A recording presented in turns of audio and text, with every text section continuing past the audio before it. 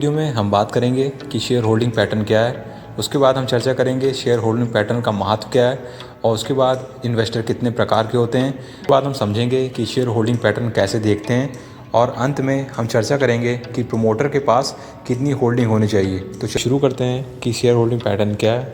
Share holding pattern किसी भी stock market में लिस्टेड कंपनी के इन्वेस्टर को दर्शाता है।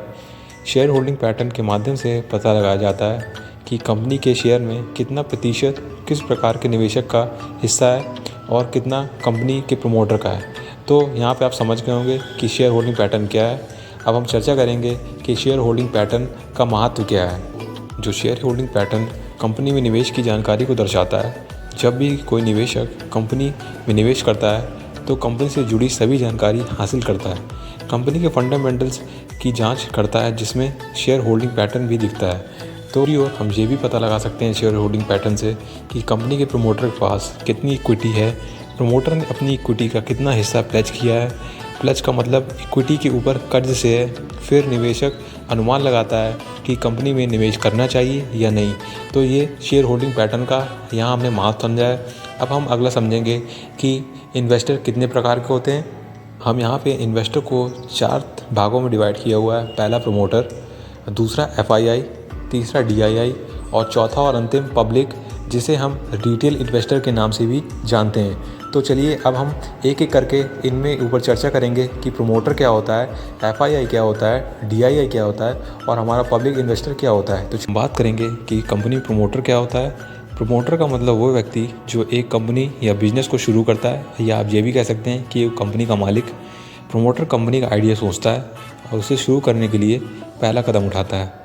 और कंपनी को जब बढ़ाना होता है, या आप कह सकते हैं कि उसे पैसे की ज़रूरत होती है, तो वह कंपनी को मार्केट में लाता है। तो जब वो कंपनी को पहले मार्केट में लाता है तो उसे हम IPO कहते हैं, जिसे आप इनिशियल पब्लिक ऑफरिंग के नाम से भी यहाँ पे जानते हैं।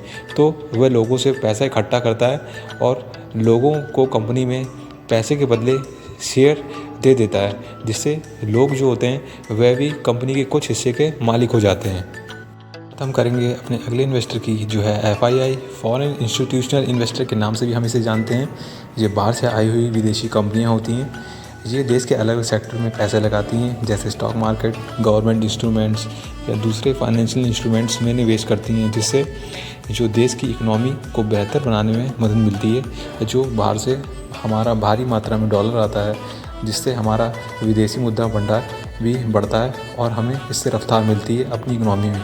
तो अब हम अगले इन्वेस्टर के ऊपर बढ़ते हैं, जो है हमारा DIA, जिसे हम डोमेस्टिक इंस्टीट्यूशनल इन्वेस्टर के नाम से भी जानते हैं। DII अपनी देसी कंपनियां होती हैं, जैसे LIC, Reliance, SBI, union bank of India, yes bank, Adani ports. तो ये सारी देसी कंपनियां हैं जो देश के अन्य सेक्टरों की कंपनियों में भी निवेश करती हैं, जिससे अन्य बिजनेसेस और एंटरप्रेन्योरशिप को भी बढ़ावा मिलता है देश में। तो जिससे देसी कंपनी भी अच्छा परफॉर्म करती हैं, जिससे देश में की कंपनी को भी उनके अंदर अच्छी स्थिरता आती है और वो देश की इकनॉमी को बढ़ाने में मदद करती हैं। तो यही होता है DIS का काम।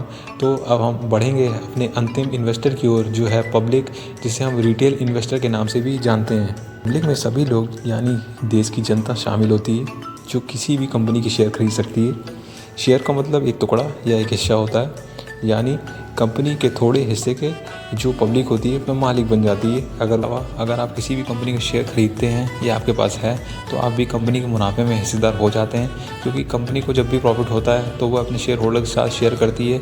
और अगर कंपनी प्रॉफिट को शेयर होल्डर से शेयर नहीं कर रही है तो वह उस प्रॉफिट को कंपनी ग्रोथ में लगा रही है। और सबसे महत्वपूर्ण चीज़, जो कंपनी में कभी भी अगर एनुअल जनरल मीटिंग होती है तो आप भी कंपनी के निर्णय में हिस्सेदार होते हैं। तो जो भी निर्णय लिया जाएगा तो आप उसमें भी वोटिंग कर सकते हैं। तो इसको भी यहाँ पे सीरियसली लिया जाता है कंपनी की तरफ से। तो हमने ये समझ लिया। अब हम बढ़ेंगे कि कंपनी का जो शेयर होल्डिंग पैटर्न होता है उसे हम देखते कैसे हैं, तो हम उस पर चर्चा करेंगे। और आपके सामने जो पेज खुला हुआ है वो यहाँ पे SBI सिक्योरिटीज़ ऐप का पेज है।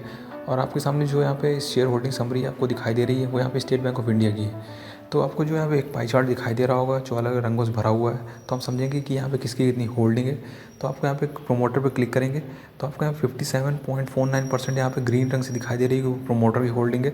उसके बाद यहाँ पे MF है हमारा म्यूचुअल फंड्स 11.98%। उसके बाद FII 10.72%।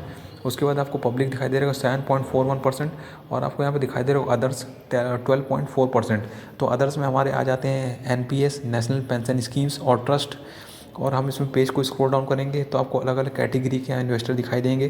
तो जैसे कि नेम दिखाई देगा आपको, प्रेसिडेंट ऑफ इंडिया कैटेगरी में प्रमोटर है, शेयर्स कितने कितने आप देख सकते हैं और परसेंटेज में आप देख सकते हैं कितने हैं। तो इसी तरह FIIs भी हैं, DIIs भी हैं हमारे यहाँ पे शेयर होल्डिंग पैटर्न में।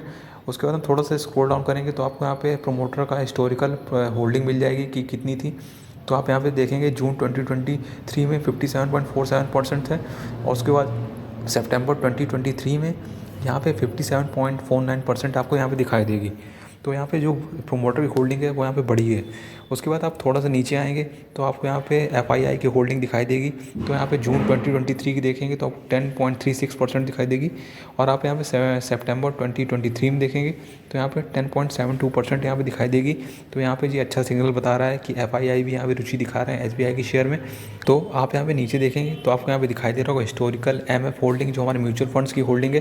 तो आप यहाँ पे देखेंगे जून 2023 में आप यहाँ पे 12.54% से यहाँ पे और कम कर दी है, 11.9% है। जो यहाँ पे सितंबर 2022 में इससे भी ज़्यादा थी, यहाँ पे 13.3% के आसपास थी। तो यहाँ पे म्यूचुअल फंड यहाँ पे थोड़ी कम रुचि दिखा रहे हैं SBI के शेयर में। तो यहाँ पे इसमें चिंता करने की जरूरत नहीं है। तो यहाँ पे इसका जो डेटा है, प्रोमोटर की होल्डिंग भी यहाँ पे अच्छी है और यहाँ पे FIIs भी यहाँ पे अच्छा बाइंग कर रहे हैं यहाँ पे। तो आप जैसे देख लिया है कि आपने किस तरह हमने यहाँ पे समझा कि शेयर होल्डिंग पैटर्न हम यहाँ पे किस तरह देखते हैं पाई चार्ट के माध्यम से। तो अब हम समझेंगे कि प्रमोटर के पास कितनी होल्डिंग होनी चाहिए। तो अच्छा शेयर होल्डिंग पैटर्न क्या है? अच्छा शेयर होल्डिंग पैटर्न यह दर्शाता है कि कंपनी की इक्विटी में ज़्यादा हिस्सा कंपनी के प्रमोटर का हो या फिर 50 से 60% हिस्सा प्रमोटर के पास हो। यह अच्छा सिग्नल माना जाता है। कंपनी के प्रमोटर के पास ज़्यादा हिस्सा होने का मतलब यह है कि प्रमोटर कंपनी में रुचि रखता है और कंपनी में भरोसा करता है, जिससे पता चलता है कि कंपनी की वर्तमान स्थिति अच्छी है और यह देखकर निवेशकों के लिए भी इसमें उत्साह पैदा करता है। तो आप भी यहाँ पे समझ गए होंगे कि जितना भी शेयर होल्डिंग पैटर्न के ऊपर हमने वीडियो बनाया है तो आपको भी इसका कॉन्सेप्ट समझ में आ गया होगा। तो मैं यहाँ पे आशा करता हूँ। तो अगर आपको कुछ भी इसमें समस्या होती है तो आप कमेंट के माध्यम से पूछ सकते हैं। तो मैं यहाँ पे आशा करता हूँ आपको अच्छा लगा होगा। अगर लगा है तो वीडियो को लाइक कर दीजिए, चैनल सब्सक्राइब करें और कमेंट ज़रूर करें।